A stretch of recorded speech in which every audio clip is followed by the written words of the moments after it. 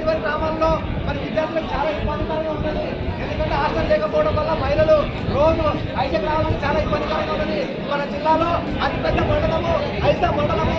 తక్షణమే మనకి మరి 10 సార్లు కూడా కలెక్టర్ గారికి వినియోగించినాము.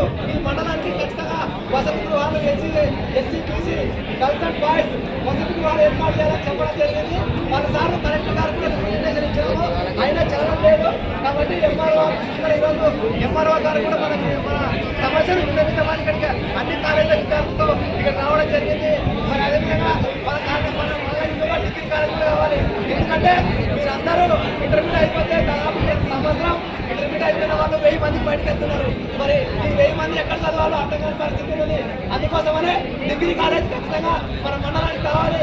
ఎందుకంటే చాలా పెద్ద మండలము, అక్షరాస్యత పరంగా కూడా మనం చాలా వెళ్తూ ఉన్నాము. ఇంత పెద్ద మండలానికి మరి ఒక డిగ్రీ కాలేజ్ లేదు, ఒక పాలిటెక్నిక్ కాలేజ్ లేదు, ఒక ఐటీఐ కాలేజ్ లేదు, ఒక బీఈడి కాలేజ్ లేదు. ఓన్లీ కేవలం జూనియర్ కాలేజ్ తప్ప ఏం లేదు. అది కూడా మహిళా జూనియర్ కాలేజ్ కూడా లేదు. Only boys and girls college మాత్రమే ఉంది. కాబట్టి ప్రభుత్వాన్ని ఒకటే డిమాండ్ చేస్తా ఉన్నాం. తక్షణమే మా మండలానికి కాలేజీ వసతి గృహాలను ఏర్పాటు చేయాలి. మేము కలెక్టర్ గారిని అడిగినప్పుడు మరి వారు కూడా చెప్పడం జరిగింది. ఏదైనా రెంట్ బిల్డింగ్ ఉంటే చూడండి, ఖచ్చితంగా పెడతామని చెప్పినారు. మరి ఆ విషయం ఇప్పుడు ఎంఆర్ఓ గారు కూడా చెప్తాము. ఎంఆర్ఓ గారు వస్తారు. మీరు కూడా విద్యార్థులు ఇక్కడ సమస్య ఏమిటో ఒక ఇద్దరు మీరు మాట్లాడాలి. ఎంఆర్ఓ గారు వచ్చినాక అంతవరకు మనము ప్రశాంతంగా ఉండాలని తెలుస్తున్నాం.